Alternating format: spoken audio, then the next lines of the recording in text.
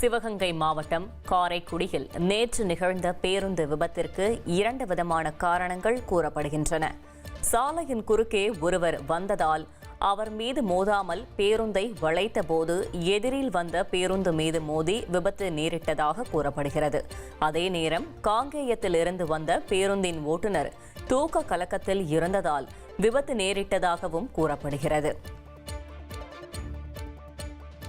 விபத்து நடந்ததுக்கான ஒரு காரணம் என்ன சொல்றாங்கன்னா, ஒரு லேடியோ ஜென்னோ யாரோ ஒருத்தவங்க குறுக்க வந்துட்டாங்க, அவங்க மேல ஏத்தக்கூடாது அப்படிங்கிற காரணத்தினால ஏதோ ஒரு இவரா அவரான்னு தெரியல, பேருந்தை வளைச்சதாகவும் இதனால 2 பேருந்து ஒண்ணுக்கு ஒண்ணு மோதிக்கிட்டதாகவும் சொல்லப்படுது. இன்னொரு காரணம் என்ன சொல்லப்படுது அப்படின்னா, விசாரிக்கையில காங்கேயத்திலிருந்து காங்கேயம் கிளையை சேர்ந்த அந்த பேருந்து நெடுதூர தொலைவுல இருந்து வந்துச்சு. அவர் தூக்க கலக்கத்துல இருந்திருக்காரு. தூக்க கலக்கத்துல இருந்தது விபத்திற்கு காரணம் அப்படின்னு சொல்லப்படுது. சிவகங்கையில் 2 அரசு பேருந்துகள் மோதிய விபத்திற்கு காரணமானவர்கள் மீது அரசு உரிய நடவடிக்கை எடுக்கும் என அமைச்சர் பெரியகருப்பன் தெரிவித்தார். திருப்பத்தூர் அருகே நிகழ்ந்த விபத்தில் 11 பேர் உயிரிழந்த நிலையில் 40ற்கும் மேற்பட்டோர் காயமடைந்து அரசு மருத்துவமனையில் சிகிச்சை பெற்று வருகின்றனர்.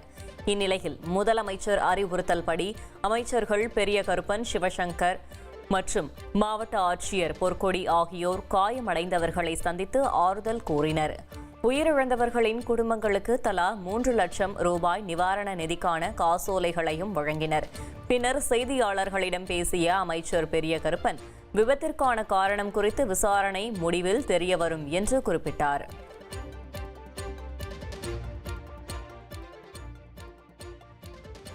விபத்திற்கான காரணம் விசாரணை முடிவில் தான் தெரியும். பழைய பேருந்து இந்த மாதிரி அப்படின்னு சொல்றாங்க. புதிய பேருந்து 2 பேர் புதிய பேருந்து சொன்னவரு யாருன்னு தெரியும்.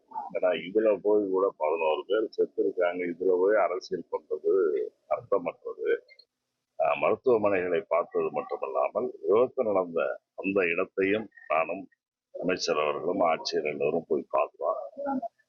2 பேருந்துகளுமே புதிய பேருந்துகள். பேருந்து பழைய பேருந்துனால விபத்து வந்துச்சுன்னு சொல்றது எப்படி?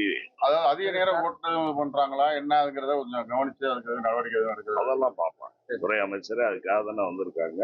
பேரன் பிள்ளைய பார்க்க பள்ளிக்கூடத்துக்கு போயிட்டு வரது இந்த சம்பவம் ஆக்சிடென்ட். திண்டுக்கலுக்கு போயிட்டு வந்தா, திண்டுக்கலுக்கு போய் பார்த்துட்டு டெஸ்ட் எல்லாம் கொடுத்துட்டு வந்தவங்க தான் இந்த மாதிரி ஆக்சிடென்ட். பேத்தியை நான் ஒன்றும் சமாளிக்க முடியாம நான் வந்திருக்கேன். போனாதான் சரி, அதே முடியாத ஆளு தங்க மாதிரி அதை வச்சுக்கிட்டு இருந்துச்சு. இன்னைக்கு நான் அந்த பிள்ளைய நான் என்ன செய்ய போறேன்னு எனக்கு தெரியல.